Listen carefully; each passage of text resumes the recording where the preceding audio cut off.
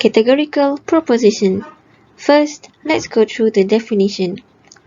A proposition is a judgment expressed in words, either spoken or written. When we say a judgment, it refers to the mental act of affirming or denying something.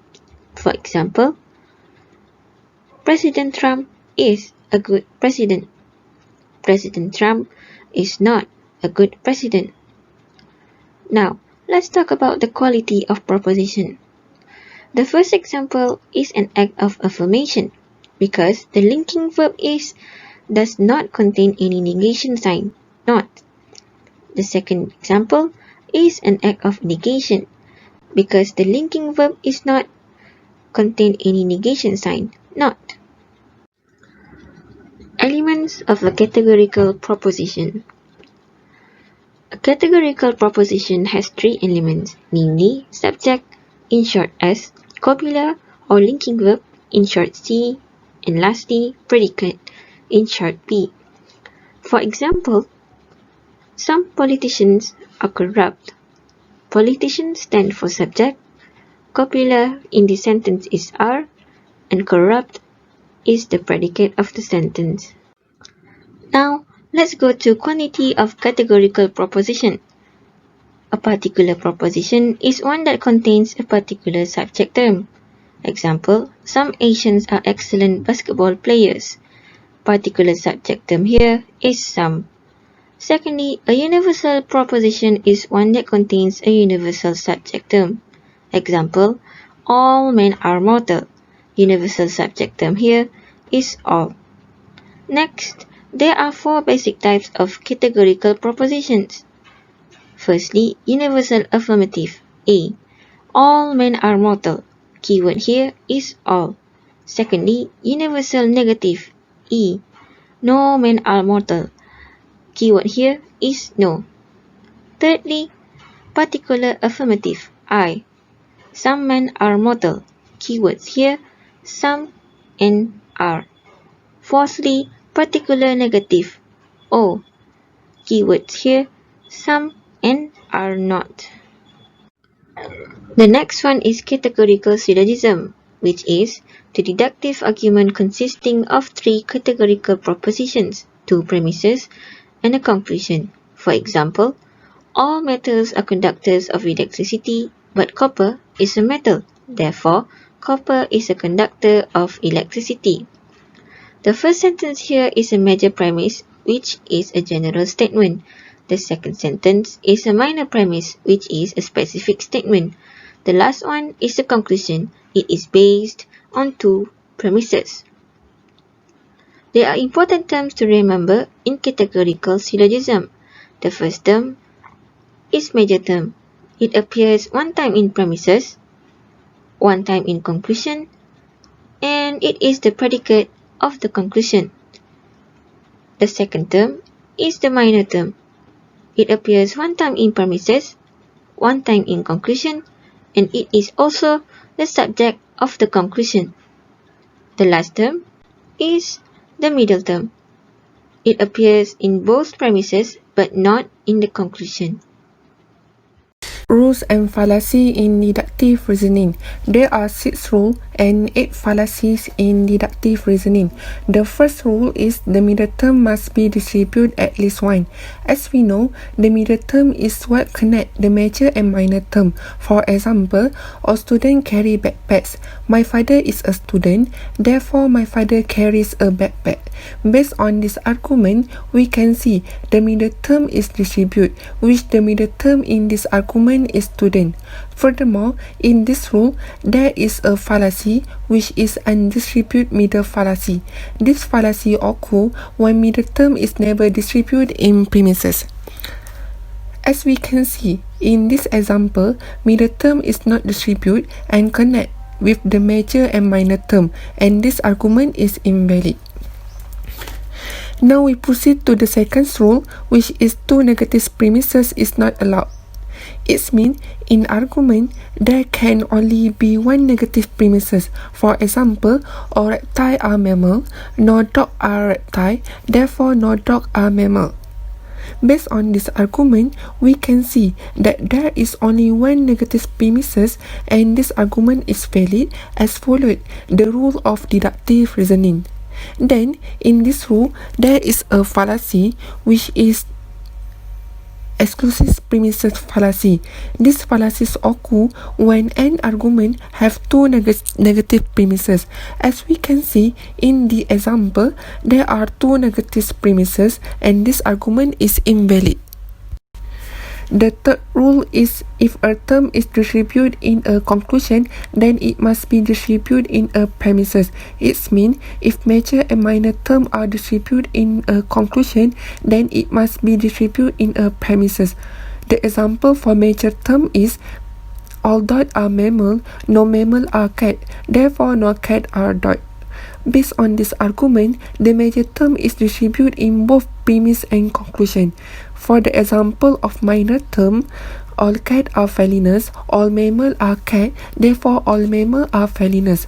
Based on this argument, the minor term also distribute in both premises and conclusion. Then, both arguments are valid. In this rule, there are two fallacies. The first fallacy is illicit major fallacy. This fallacy occurs when the major term is distributed in the conclusion but not in the major premise. As we can see in the example, the major term not distributed in premise. The second fallacy is illicit minor fallacy. This fallacy occurs when minor term is distributed in one conclusion but not in the minor premise.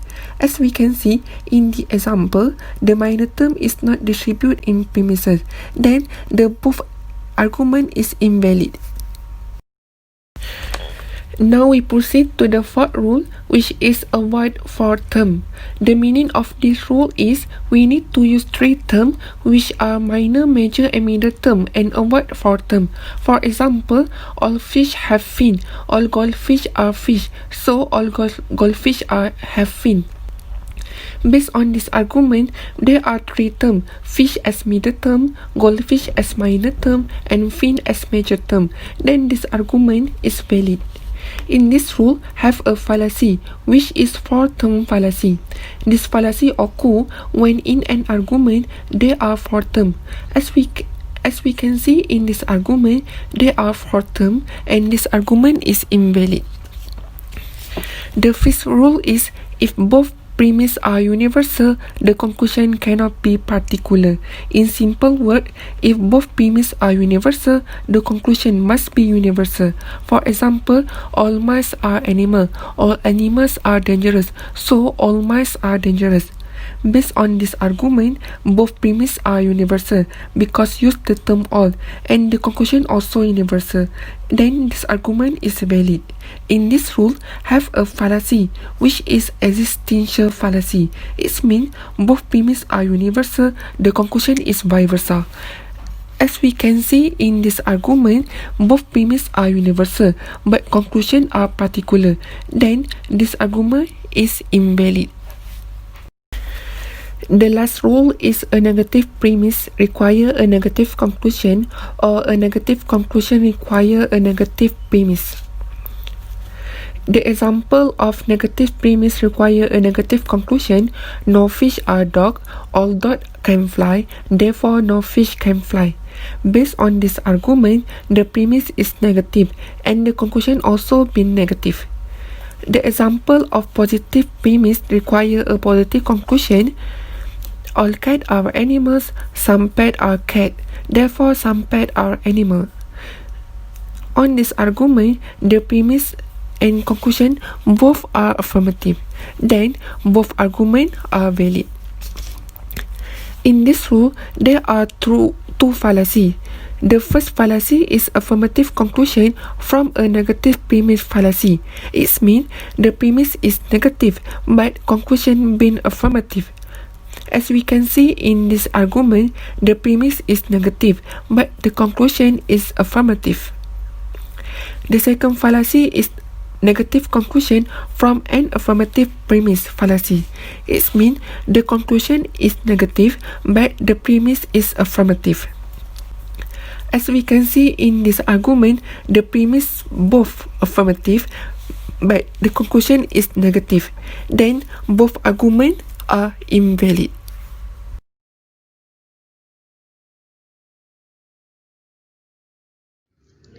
Now, let's take a look at the advantages or strengths of deductive reasoning. First, the truth of conclusions contained within the premise, which means that if premises are true, the conclusion is impossible to deny.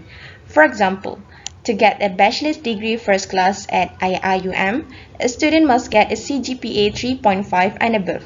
Samad got a CGPA 3.6. Therefore, Samad has a bachelor's degree first class. Given that the premises here are true, it is impossible for the conclusion to be false. Second, deductive reasoning does not rely on empirical evidence that can be misinterpreted. Empirical evidence is the evidence based on observation and experience. For example, I think if we watch Korean drama, we can strengthen our thinking and easily get A in the essay. Siti likes to watch Korean drama. Therefore, Siti's thinking is strong and gets an A in the essay.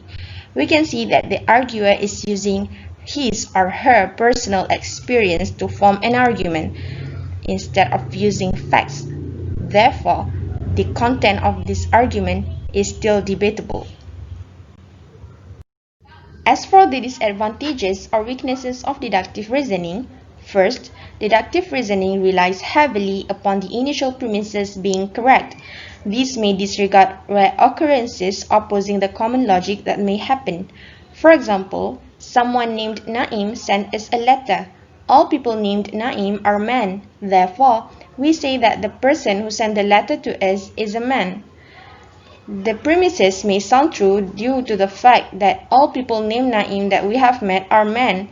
However, we cannot disregard the possibility or the rare occurrences that there are women named Naim as well.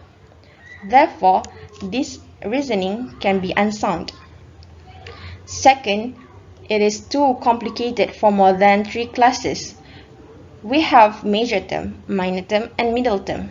But when there comes another term or another subject included in the argument or reasoning, it may lead to difficulties in deciding the validity of this deductive reasoning.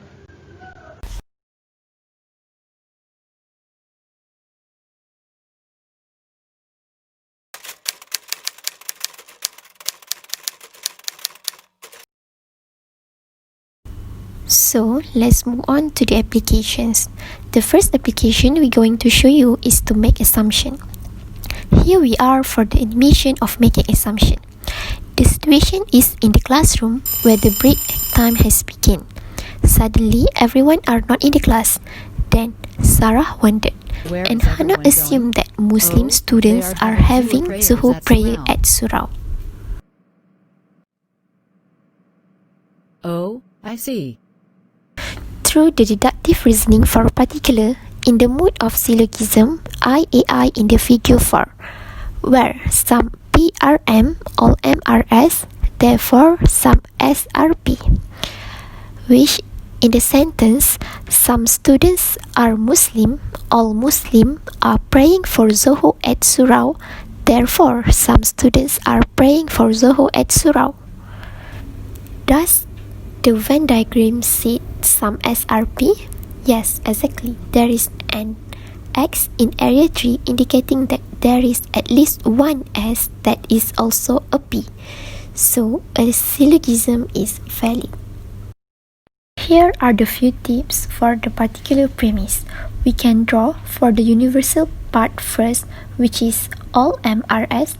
Then, we easily know the validity of the premise by moving the X in the particular part.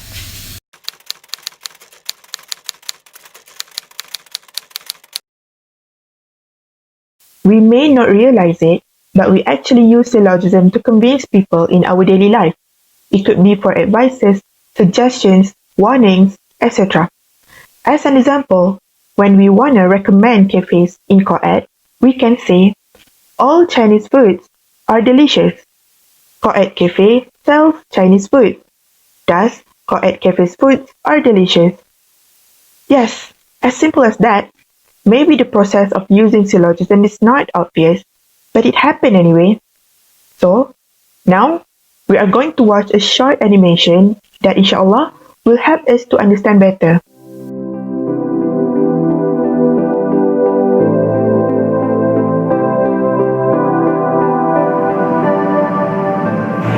You know, having no friends at all is very risky because all friendless students face psychological issues. All psychological issues cause poor academic achievement. Therefore, all friendless students have poor academic achievement. I agree with you. We also have to be very careful in choosing friends.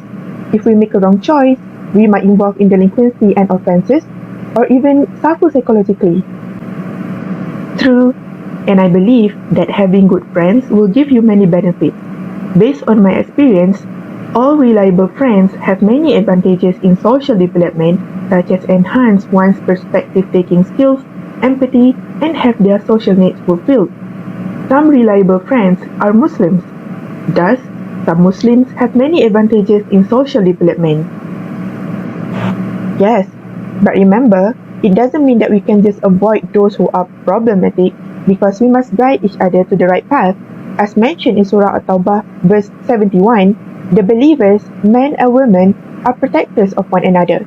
They enjoin what is just and forbid what is evil.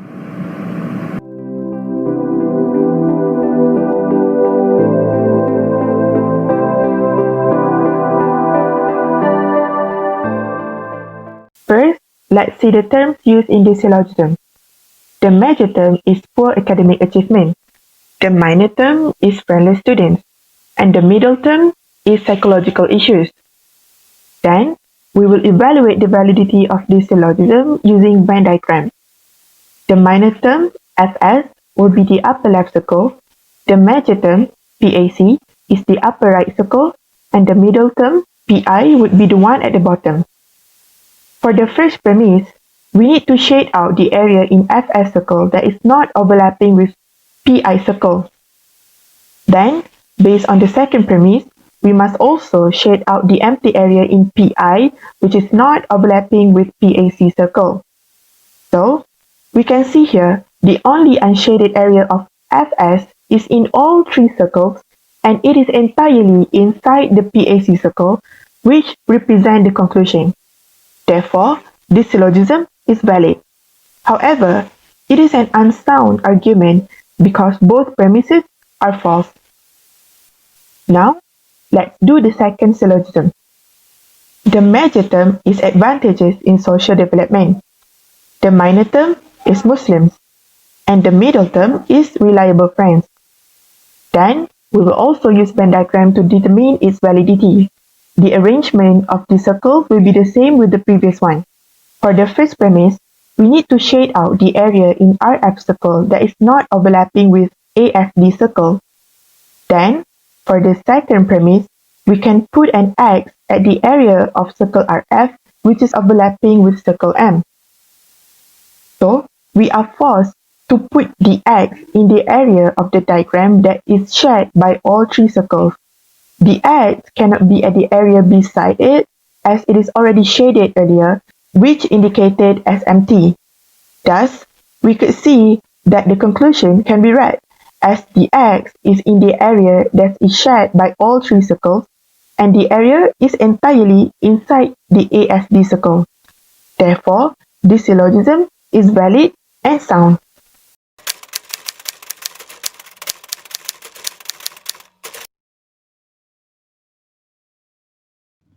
When you are taking exams and your teacher stated, all students who are caught cheating will be dismissed.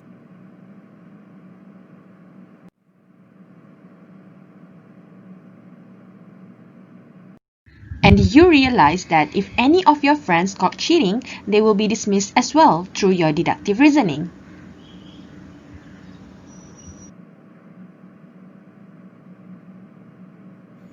All students who are caught cheating will be dismissed. Some students are caught cheating, therefore, some students will be dismissed. Then your friend argued. All students who are not caught cheating will not be dismissed. Some students cheat, but they are not caught cheating. Hence, some students who cheat will not be dismissed. You may feel conflicted about it. However, despite this argument being valid, it is an unsound argument because cheating is still wrong whether you are getting caught or not. As stated in the Hadith Sahih narrated by Abu Hurairah,